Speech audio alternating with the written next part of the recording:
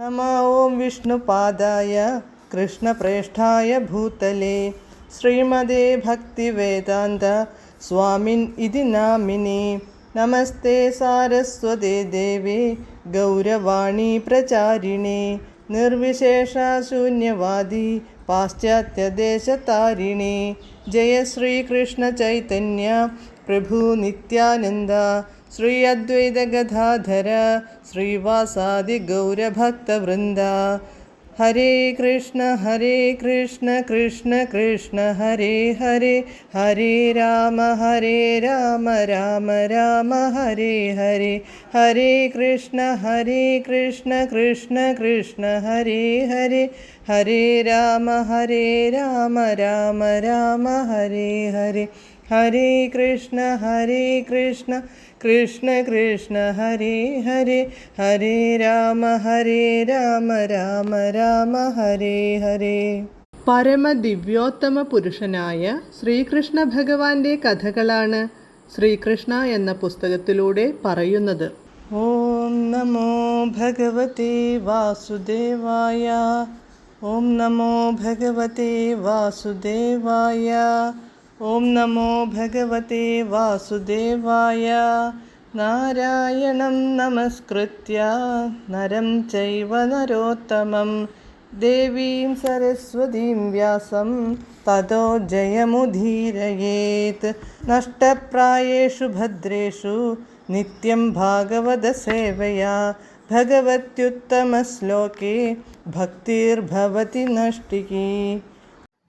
അധ്യായം 84. വസുദേവർക്ക് ആധ്യാത്മികോപദേശം. ദേവകിക്ക് നഷ്ടപുത്രന്മാരുടെ പുനർലബ്ധി. Page number 831.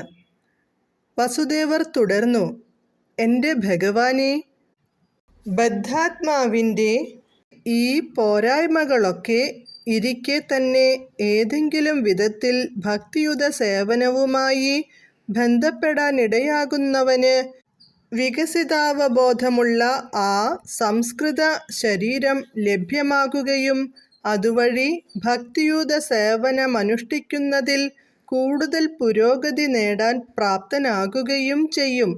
എന്നിട്ടും മായയാൽ വ്യാമുഗ്ധരായ ആളുകൾ പൊതുവെ മനുഷ്യജീവിതം ലഭിക്കുക എന്ന പ്രത്യേക ആനുകൂല്യം വേണ്ട പോലെ ഉപയോഗപ്പെടുത്തുന്നില്ല. അങ്ങനെ അവർക്ക് ശാശ്വത മോചനത്തിനുള്ള അവസരം നഷ്ടപ്പെടുന്നു.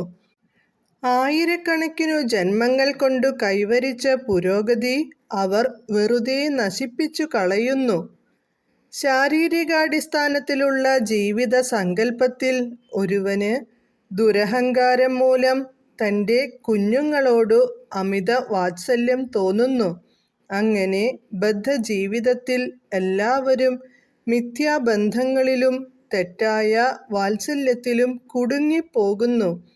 ഈ ലോകം മുഴുവൻ ചലിക്കുന്നത് ഈ വക മിഥ്യാബോധത്തിലും മിഥ്യാബന്ധനത്തിലുമാണ്. നിങ്ങളിൽ ആരും എൻ്റെ പുത്രനല്ലെന്ന് എനിക്കറിയാം. പ്രധാനൻ, പുരുഷൻ എന്നീ പേരുകളിൽ അറിയപ്പെടുന്ന ദിവ്യ വ്യക്തികളാണു നിങ്ങൾ. എന്നാൽ അനാവശ്യമായി സൈനിക ശക്തി വർദ്ധിപ്പിക്കുന്ന ക്ഷത്രിയരെ വധിച്ച് ഭൂഭാരം കുറയ്ക്കാനായി ഭൂമിയിൽ അവതരിച്ചിരിക്കുകയാണ് നിങ്ങൾ. നേരത്തെ തന്നെ നിങ്ങൾ എന്നെ ഇക്കാര്യം അറിയിച്ചിട്ടുണ്ട്. പ്രിയപ്പെട്ട ഭഗവാനെ, സമർപ്പിതാത്മാക്കളുടെ അഭയമാണു നിങ്ങൾ. ദുർബലരും വിനീതരുമായവരുടെ അഭ്യുദയകാംക്ഷികൾ. അതിനാൽ ഞാൻ നിങ്ങളുടെ പാദപത്മങ്ങളെ അഭയം പ്രാപിക്കുന്നു. ഭൗതികാസ്തിത്വത്തിൻ്റെ ഊരാക്കുടുക്കിൽ നിന്നു മോചനം നേടാൻ അതുമാത്രമേ മാർഗമുള്ളൂ. ഈ ശരീരമാണ് ഞാൻ എന്നാണു ദീർഘകാലമായി ഞാൻ കരുതിയിരുന്നത്. അതിനാൽ പരമപുരുഷനായ അങ്ങയെ എൻ്റെ പുത്രനായും കരുതി. പ്രിയപ്പെട്ട ഭഗവാനെ, അങ്ങ് സർവേശ്വരനായ പരമപുരുഷനാണെന്നും ധർമ്മസംരക്ഷണത്തിനും വിശ്വാസഘാതകരെ നശിപ്പിക്കുന്നതിനും വേണ്ടി ഭൂമിയിൽ അവതരിച്ചിരിക്കുകയാണെന്നും അങ്ങ് കംസന്റെ കാരാഗൃഹത്തിൽ അവതരിച്ചപ്പോൾ തന്നെ എന്നെ അറിയിച്ചിരുന്നു. അജനാണെങ്കിലും യുഗങ്ങൾ തോറും തൻ്റെ ദൗത്യം നിർവഹിക്കാനായി അങ്ങ് അവതരിക്കുന്നു. പ്രിയപ്പെട്ട ഭഗവാനെ, പല രൂപങ്ങളും ആകാശത്തിൽ ആവിർഭവിക്കുകയും തിരോഭവിക്കുകയും ചെയ്യുന്നതുപോലെ അവിടുന്നും അനേകം ശാശ്വത രൂപങ്ങളിൽ പ്രത്യക്ഷമാകുകയും മറയുകയും ചെയ്യുന്നു.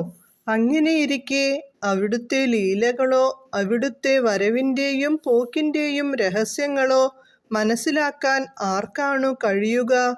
അവിടുത്തെ പരമമഹത്വത്തെ പ്രകീർത്തിക്കുക മാത്രമാണു ഞങ്ങൾക്കു കരണീയം. വസുദേവർ തൻ്റെ ദിവ്യപുത്രന്മാരോട് ഈ വിധത്തിൽ സംസാരിക്കുമ്പോൾ ഭഗവാൻ കൃഷ്ണനും ബലരാമനും മന്ദഹസിക്കുകയായിരുന്നു. അവർ ഭക്തവത്സലരാണ്. വസുദേവരുടെ ബഹുമാനം മുഴുവനും അവർ ദയാപൂർവമായ പുഞ്ചിരിയോടെ കൈക്കൊണ്ടു. തുടർന്ന് വസുദേവർ പറഞ്ഞ കാര്യങ്ങൾ മുഴുവൻ സ്ഥിരീകരിക്കാനായി ഇങ്ങനെ പറഞ്ഞു: പ്രിയപ്പെട്ട പിതാവേ, അങ്ങ് എന്തൊക്കെ പറഞ്ഞാലും ഞങ്ങൾ അവിടുത്തെ പുത്രന്മാരാണ്. അങ്ങ് പറഞ്ഞതൊക്കെ തീർച്ചയായും ആധ്യാത്മിക ജ്ഞാനത്തെക്കുറിച്ചുള്ള സമുന്നതമായ ദാർശനിക ബോധമാണ്. അതു നാം പൂർണ്ണമായും അംഗീകരിക്കുന്നു. ഹരേ കൃഷ്ണ.